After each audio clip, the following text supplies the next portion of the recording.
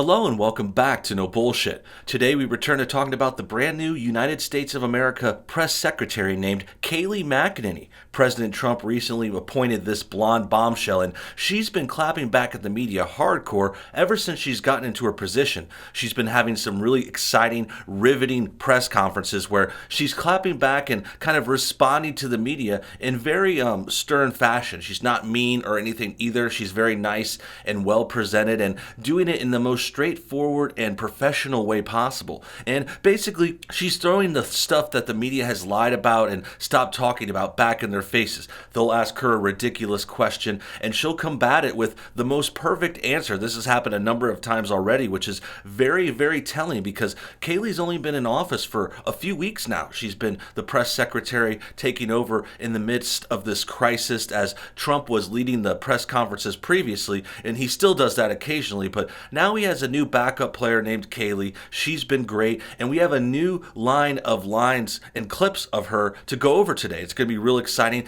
Particularly, she's talking about Obamagate today. Obamagate has been coming up over the last week. This is the scandal that's been kind of getting uncovered that happened during the end of the Obama administration. That was the previous president, and it's kind of been discovered over and over as documents come out that President Obama was spying on incumbent President Trump towards the end of his presidency, and he might have even done some more nefarious illegal things like wiretapping, unmasking Flynn, these kinds of other stuff which we're going to get to. But first, before we get to the Kayleigh clips and this rest of this exciting and very cool story, let's first take a moment to check out our loyal sponsors at preparewithnobs.com.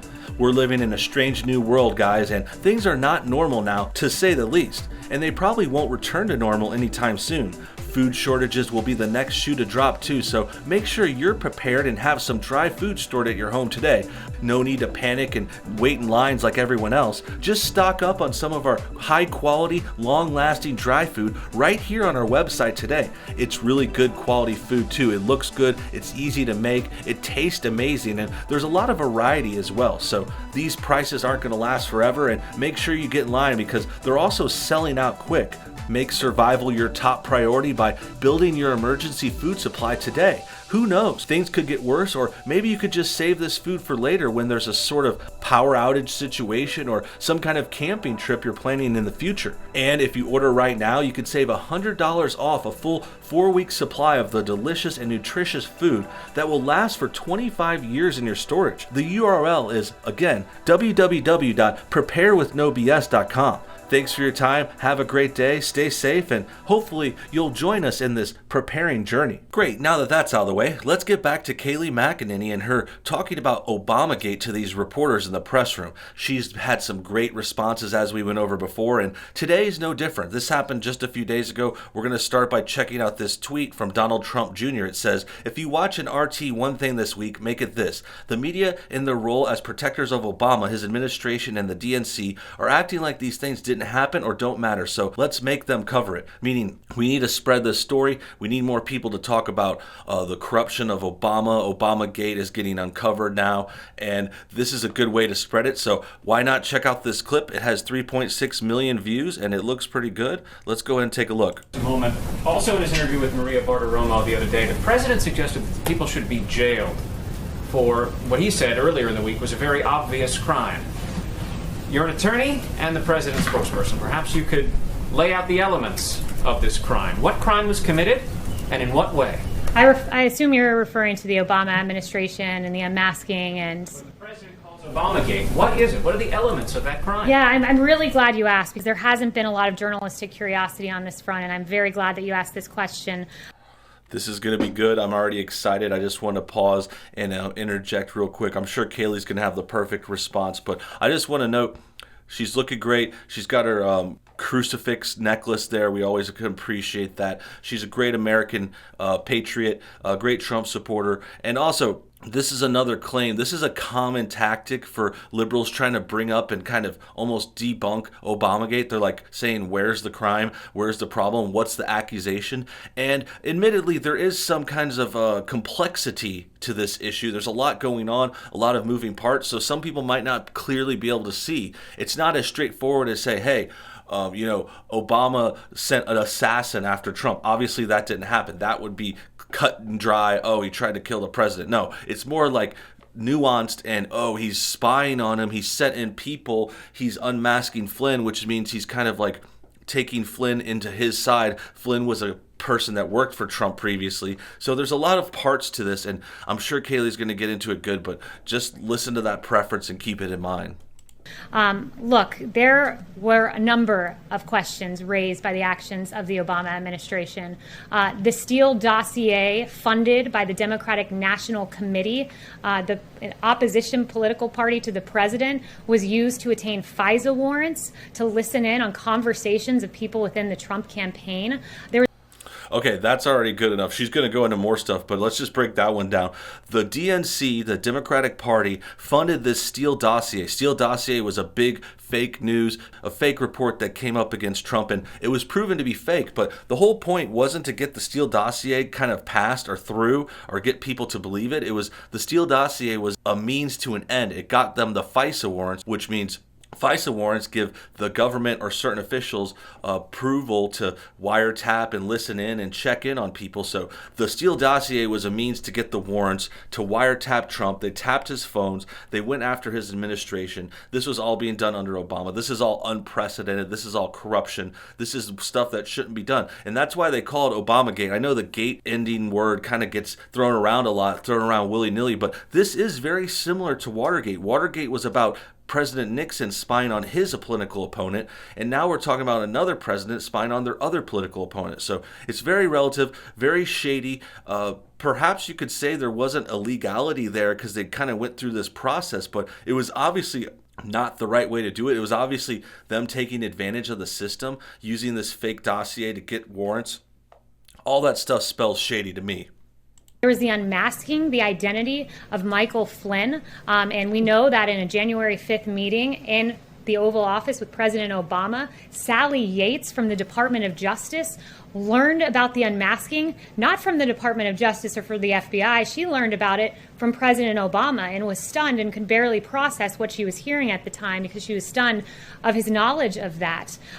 We know that there was a lot of wrongdoing in the case of Michael Flynn. The FBI notes, for instance, that said, should we, quote, get him to lie as they pontificated their strategy. We know that the Okay, now we're getting to the Flynn part of this. Flynn was a security advisor for Trump. He was also someone that got framed up by the FBI. They held stuff over his head and tried to convince him to talk for them, to lie for them, and to do other things. And then on top of that, like she was talking about, Flynn's unmasking was him being kind of discovered as the plant, as the mole, as someone who was connected to both sides. So unmasking him was sort of like a way of kind of exposing him as the mole or as the player, and that's a sort of kind of doxing almost. It puts him in danger, puts him in a political turmoil, and now I know it seems like a long time. This happened 4 years ago, but sometimes this stuff comes out late like this. This is like government documents getting released, transcripts. We're finally digging up the records, and we're finally getting exposure here. We're kind of draining the swamp, so to speak. And a lot of people kind of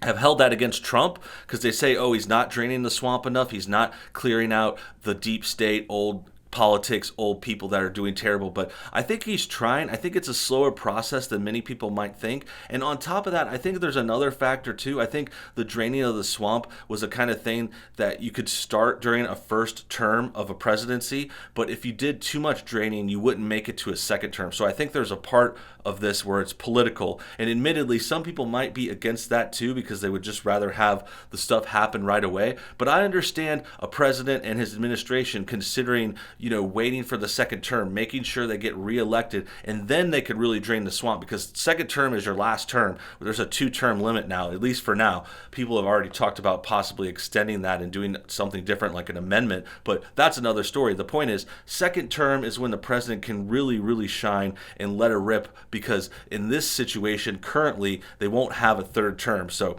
that's probably when Trump will continue to drain the swamp, like what's happening right now. The identity of this 3-decade general was leaked to the press, a criminal leak to the press of his identity in violation of his Fourth Amendment rights.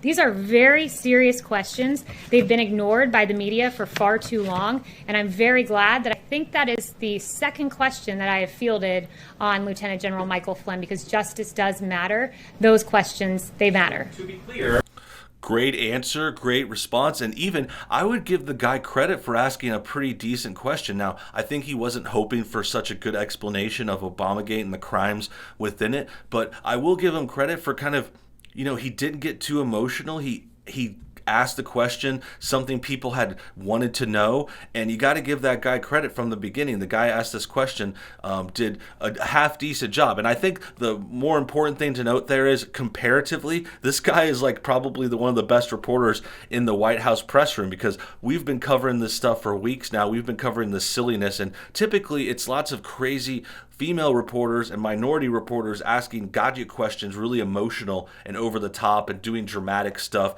like just kind of turning it to a circus. So it is kind of refreshing to see a guy like this, the previous guy asked the question, go for something legitimate and something interesting and information the people actually want to hear. And thanks to Kayleigh for responding so properly and so well and getting this message out there that we need to stop this corruption. I heard you mention one thing you said was criminal, and that was what? The one thing that I've said that was criminal?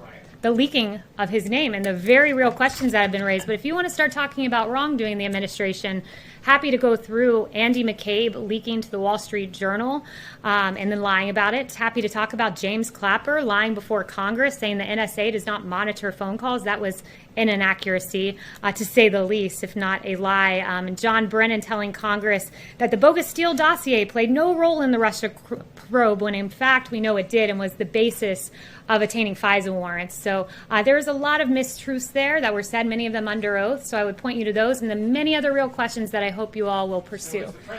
So yeah, there are the crimes. It's pretty much spelled out now. It's not, again, it's complicated. It's not exactly straightforward. You need some understanding of the government, the way things work, whether or not a lie is a crime. I mean, if you're under oath and you lie, that's a crime. Typically, though, and this might be a thing the reporters don't understand, I think they're just so comfortable with lying, they don't even realize it's bad. Like, these reporters lie all the time. All they do is frame up Trump and misrepresent and make shit up. So I think them kind of being surprised that lies are crimes is very interesting. But they can be. I mean, it's not necessarily, and most of the time you could just lie. But if you're under oath or you're working in this kind of high-profile government position and you're, say, lying to a reporter, spreading misinformation, causing people harm, like doing these kinds of backhanded political things, there are rules and definitely shady things that need to be stopped here. And I think she pretty much explained it the best you can. And I think we're going through it as much as possible. We're expanding upon things, talking about this and that. I think you guys get the point here. So this video is pretty much wrapped up, but there is at least one more clip to go over. This is another clip. It says it was so savage I had to sit down for a minute. So that must be good. This comes from Kayleigh's Twitter herself, reposted by Jack Posobiec, and it has 1.3 million views, so this one's probably good too. I think it's the same press conference, obviously. She's wearing the same thing, so let's see what she says. Was there at any point any knowledge that when the transition between the Obama administration into the Trump administration, did anybody from the Obama team brief the Trump administration about the depletion of the national stockpile? At one point, the PPE masks went down to below 2%, what the national need was. Did anybody from the Obama administration warn the Trump administration going in? It's a really good question.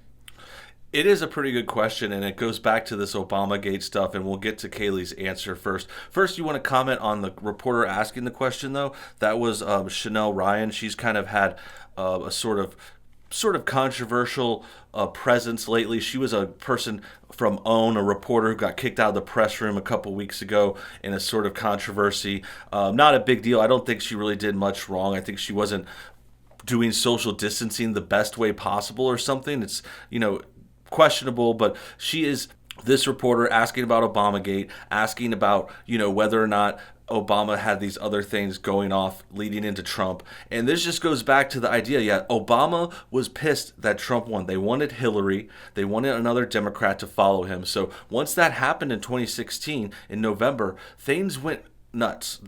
Obama's just kind of scorched the earth. He had a few months left as president before Trump comes in. The election happens in November, but the president doesn't come in until about January. So there's about 2 months there. that you have of leeway where there's a president and he's getting ready to pass it off to the new president. And in this case, it was Obama, a stark Democrat who hated Trump, a Republican, and they also had personal beef. So this is why this question's coming up, and this is why a lot of this Obamagate stuff even happened. Not to my knowledge. To my knowledge, the two things President Obama warned about were North Korea and Michael Flynn. But what I do know is this: the Obama administration wasn't throwing ventilators into the stockpile. They were unmasking Lieutenant General Michael Flynn in the waning days of their administration. Okay, so we're talking about them getting political, doing a bad thing. Unmasking Flynn might sound like something that you don't really get right away too. It wasn't like literally taking off a mask. It was just revealing his identity, his position, what he had been doing in this sort of case. Revealing his identity was a big thing. That unmasking is very, very controversial. It's gotten Obama in the heat, and it's shown that, you know, the Obama administration isn't as squeaky clean as they claimed. Everyone wanted to pretend he never did anything wrong, but clearly he did. Clearly he was obsessed with kind of trying to sabotage Trump, which is something a lot of liberals have been doing ever since 2016, so it really shouldn't surprise us too much. And it's great to see this come out now and to see the air kind of putting light on this bad subject that happened a long time ago, something we could only suspect before, but now the evidence is proving it's true.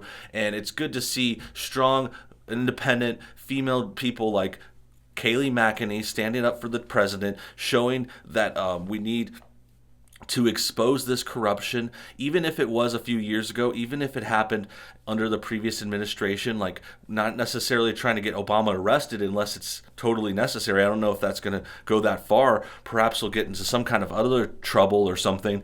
But yeah, this needs to come out, and this is what's happening, and I'm glad to see it done. That about wraps up today's video. Thanks for watching, you guys. Make sure you comment your thoughts on everything below. Tell me what you think. Tell me what you think about the press conference, Obamagate, these responses, and the new and beautiful press secretary, Kayleigh McEnany. Make sure you hit the like button if you enjoyed this video, and until next time, have a good day, everyone.